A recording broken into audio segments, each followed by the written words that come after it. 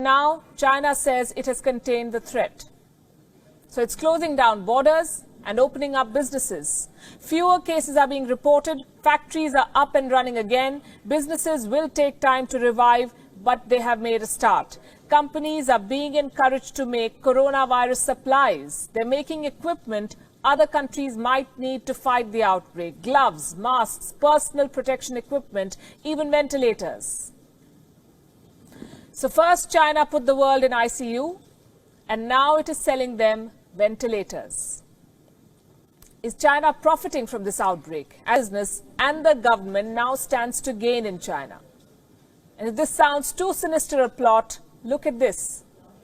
This is a book written in 1999, and this could offer clues into the Chinese mindset. It's called Unrestricted Warfare, China's Master Plan to Destroy America. It's a book on military strategy.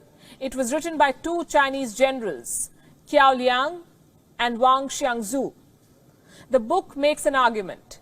It says that China cannot defeat America in a direct military confrontation, but it can leverage its economic prowess to leave the Americans behind.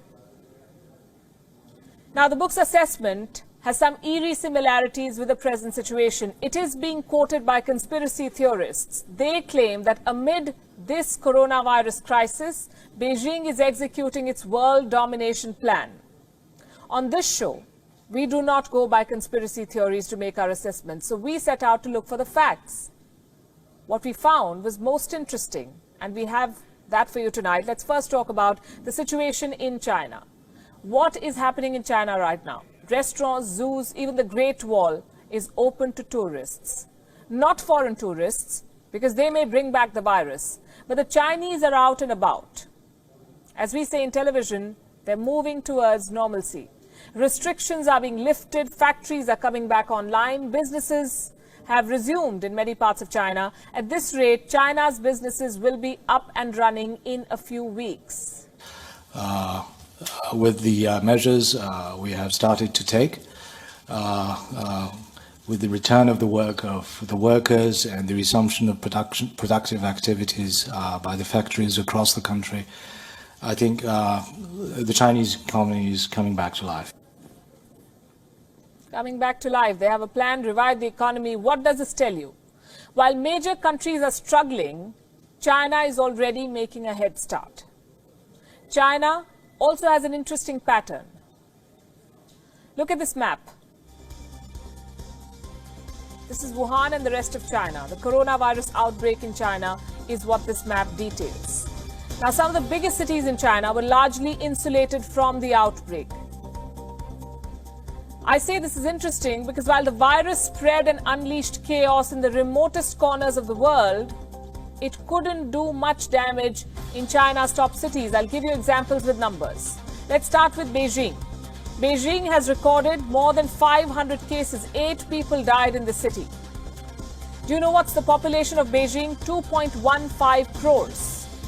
Shanghai reported 468 cases with 5 deaths. Shanghai has a population of 2.4 crores. Among the 10 most densely populated cities in the world, only 5 deaths, less than 500 cases. The point I'm making is that China's financial hubs have largely emerged unscathed from this crisis. They can bounce back quickly. They're boosting business by creating opportunities. What does the world need right now? Personal protection equipment, masks, they're in short supply. Guess who's filling the gap? Chinese companies already at work to supply to the world. According to a report, almost 9,000 new manufacturers started producing masks in China this year.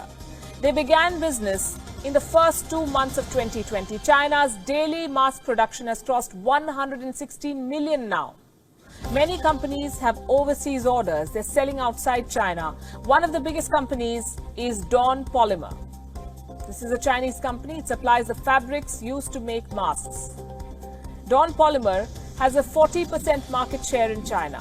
And the value of its shares, the company's shares, has shot up by, listen to this, 417% since January. 417% in 3 months. The holdings of the company's founders now stand at a whopping $1.9 billion. The coronavirus crisis has only meant good news for their business. Here's another example of China creating opportunities from the crisis. Buying out distressed assets. Case in point, Australia. The Scott Morrison government is worried about Chinese companies taking over Australian businesses. Reports say Australia's Foreign Investment Review Board is now gearing up. Why? Because they fear takeover attempts from China. Distressed Australian businesses and assets are on China's radar.